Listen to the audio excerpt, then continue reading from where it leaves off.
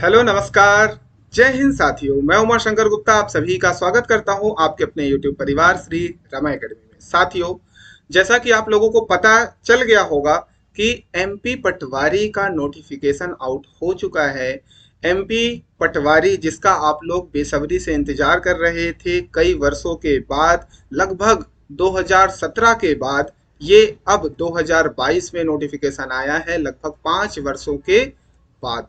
तो साथियों, इसकी जो इम्पोर्टेंट पॉइंट्स हैं, इम्पोर्टेंट जो इसके रूल बुक में लिखा है पॉइंट्स, उनको मैं आपको डिस्कस करने जा रहा हूँ। कुछ इम्पोर्टेंट इसमें चेंजेस आए हैं, जैसे कि सिलेबस।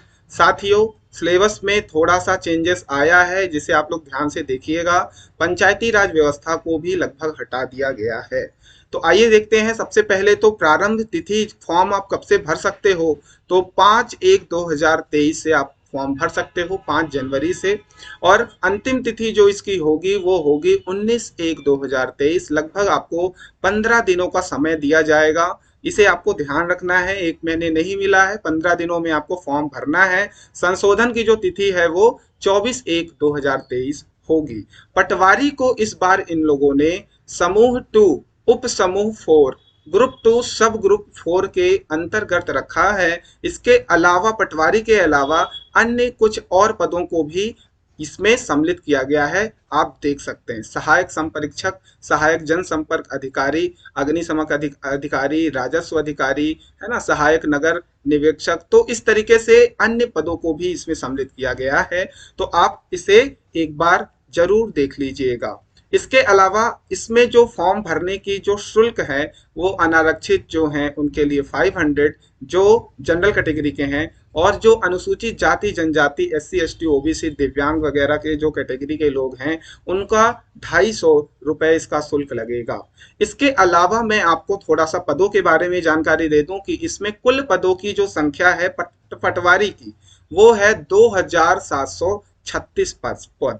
ठीक, जिसमें अनारक्षित के लिए 975, EWS के लिए 223, SC के लिए 337, ST के लिए 586 और OBC के लिए 615। इस प्रकार आपके पदों की संख्या कितनी हो गई?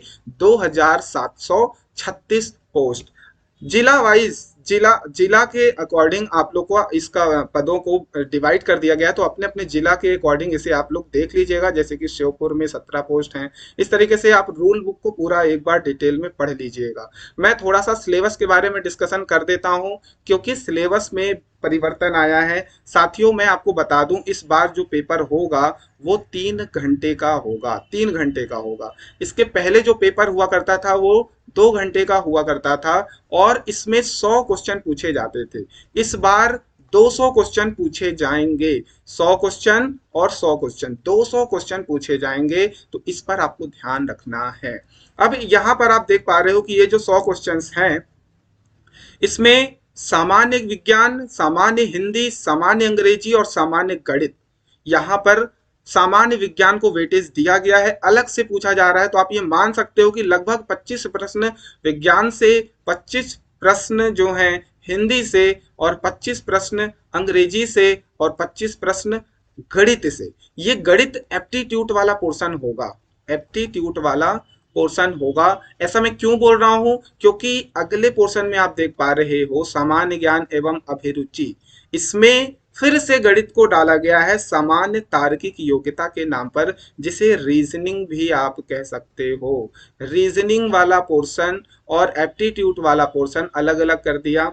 यहाँ पर आप देख पा रहे हो सामान्य ज्ञान एवं अभिरुचि में सामान्य ज्ञान को डिस्कस नहीं किया है। सिलेबस जब आएगा तो हम उसमें क्लियर जान सकते हैं। मुझे जहां तक अनुभव, जहां तक मुझे समझ आ रहा है, इस सामान्य ज्ञान में ये बाकी की चीजें भी, जीके का पोर्शन जो होता है, हिस्ट्री ज्योग्राफी, उसको पूछ सकता है। बाकी यहाँ पर क्या दिया है? सामान्य कंप्यूटर, सामान्य कंप्यूटर को अलग से पूछा जाएगा। तार्किक योग्यता, सामान्य तार्किक योग्यता, और इसके अलावा एक नई चीज सामान्य प्रबंधन, मैनेजमेंट को भी पूछा जाएगा। तो आप लोग थोड़ा सा प्रिपरेशन अच्छे से करिएगा, क्योंकि यहाँ पर मैनेजमेंट का पोर्शन भी डाल दिया है। तो सामान्य चीजें मैनेजमेंट की आपको जाननी जरूरी है। मैं आपको यहाँ पर क्लियर बता दूं कि जो मैथ का पोर्शन है, इस बार मैथ का वेटेज काफी ज्यादा हो गया है, क्योंकि 25 नंबर की तो सिर्फ गणित आ रही है एप्टीट्यूड के नाम पर, उसके अलावा तार्किक योग्यता आएगी, आपको अलग से अंग्रेजी भी एक्स्ट्रा पढ़ना पड़ेगा, क्योंकि इसके पहले अंग्रेजी अलग से नहीं पूछी जाती थी। ठीक, इसके पहले हिंदी आती थी, गणित आती थी, कंप्यूटर आता था, इसके अलावा पंचायती राज आया करता था, जिसे यहाँ पर अलग से इंक्लूड पंचायती राज को नहीं किया है। तो आप लोग इसे ध्यान रखेंगे, पंचायती राज को अलग से इंक्लूड नहीं किया है। अगर ये सामान्य ज्ञान में पूछा जाएगा तो वेटेज काफी कम होगा, कम होगा। मैं बार बार बोल रहा हूँ, आपको विज्ञान का वेटेज, विज्ञान को ढंग से पढ़ना है, हिंदी को ढंग से पढ़ना है, सामान्य अंग्रेजी को ढंग से पढ़ना है, फिर गणित को ढंग से पढ़ना है, कंप्यूटर को ढंग से पढ़ना है। मैं इस पर एक डिटेल वीडियो लेकर के आऊंगा कि आप कहाँ से कितना पढ़ सकते हो, क्या सिलेबस हो सकता है, इस पर एक कंप्लीट वीडियो मैं आपके लिए लेकर के आऊंगा।